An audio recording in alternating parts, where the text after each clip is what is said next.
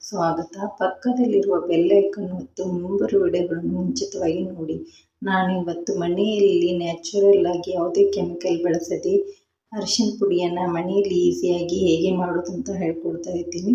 ವಿಡಿಯೋನ ಕೊನೆವರೆಗೂ ಸ್ಕಿಪ್ ಮಾಡೋದಿಲ್ಲ. ಅರ್ಧ kg ಆಗುವಷ್ಟು ಅರಿಶಿನ ಬೇರನ್ನು ತಗೊಂಡಿನಿ. ಅವನ್ನು ಬಿಸಿನೀರಿನಲ್ಲಿ ಈ ರೀತಿ ನೆನೆಸ್ಬಿಟ್ಟು 24 ಗಂಟೆ ಚೆನ್ನಾಗಿ ನೆನೆಸ್ಕೊಂಡಿದ್ದೀನಿ. ಈ ರೀತಿ ಚೆನ್ನಾಗಿ ಉಬ್ಬಿ ಬರುತ್ತೆ.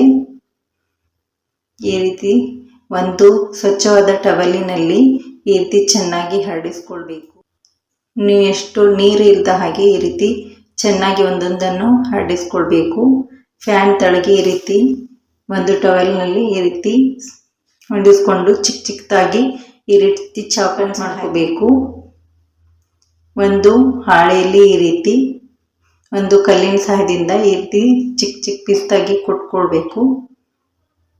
ಈಗ ಒಂದು ಮಿಕ್ಸಿ ಜಾರ್ಗೆ ಈ ಕೊಟ್ಟಿದಂಥ ಅರಿಶಿನ ಬೇರನ್ನು ಹಾಕೋಬೇಕು. ಈ ರೀತಿ ತರಿಯಾಗಿ ಗ್ರೈಂಡ್ ಮಾಡ್ಕೋಬೇಕು. ಈ ರೀತಿ ಮಾಡ್ಕೊಂಡಂಥ ತರಿಯಾದ ಅರಿಶಿನ ಪುಡಿನ 2 ದಿನ ನೆರಳಿನಲ್ಲಿ ಒಣಗಿಸ್ಕೊಂಡು ಈ ರೀತಿ ಒಣಗಿಸ್ಕೊಂಡಂಥ ಅರಿಶಿನ ಪುಡಿನ ಇನ್ನೊಮ್ಮೆ ಮಿಕ್ಸಿಗಾಗಿ ಹಾಕಿಕೊಂಡು ಚೆನ್ನಾಗಿ ಪೌಡರ್ ಮಾಡ್ಕೋಬೇಕು. ಈಗ ಇದನ್ನು ಒಂದು ಜರಡಿ ಸಹಾಯದಿಂದ ಬೇಕು. ಈಗ ನೋಡಿ ಅರಿಶಿನ ಪುಡಿ ಎಷ್ಟು ಚೆನ್ನಾಗಿ ಬಂದಿದೆ. ಈಗ ನೀವು ಕೂಡ ಮನೆಯಲ್ಲಿ ಯಾವುದೇ ಕೆಮಿಕಲ್ ಬಳಸದೆ ನ್ಯಾಚುರಲ್ ಆಗಿ ಮನೆಯಲ್ಲಿ ಅರಿಶಿನ ಪುಡಿಯನ್ನು ರೆಡಿ ಮಾಡ್ಕೋಬಹುದು.